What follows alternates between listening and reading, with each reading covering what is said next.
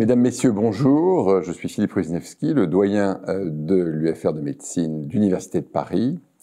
Et c'est avec grand plaisir qu'avec les deux autres membres de la gouvernance du GHU APHP.Nord, Vincent-Nicolas Delpech et Jean-Claude Carrel, directeur et président de la CMEL, je viens vous présenter des vœux pour cette année 2022 qui s'ouvre.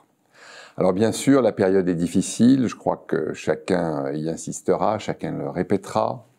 Nous ne sommes pas sortis de la pandémie Covid et tout ce qui s'est passé avant 2022 vous a déjà tous beaucoup sollicité, beaucoup fatigué, je le sais. Et je voudrais déjà, bien sûr, commencer par des remerciements, car je suis admiratif de la manière dont chacune et chacun s'est engagé pour faire face à cette épidémie. Chacun a été sollicité au-delà quasiment de ce qu'il peut raisonnablement assurer et pourtant a tenu bon.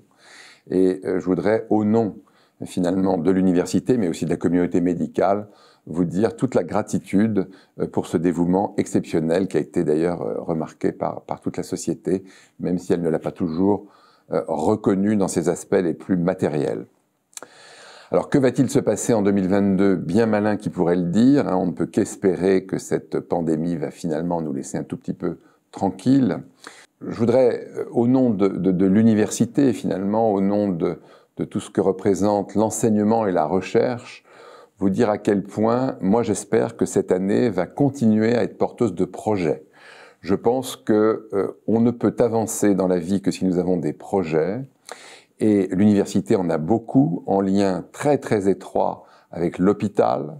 Je pense que notre responsabilité, c'est de faire en sorte que nos futurs patients soient mieux soignés que ceux qui les ont précédés, grâce, bien sûr, aux moyens mis à notre disposition, et là, on rejoint un point sensible, bien sûr, mais aussi grâce à la recherche et à la formation.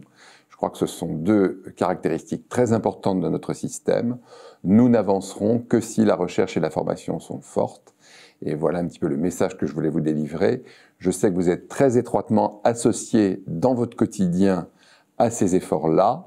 Je pense que dans les sites hospitaliers qui composent notre GHU, eh bien, au quotidien, chacun finalement s'implique aussi dans la recherche, chacun forme ses collègues ou futurs collègues, et je pense que c'est la voie du salut, parce que je pense que seules la formation et la recherche sont capables finalement d'exercer une attractivité, une motivation sur nos gestes quotidiens.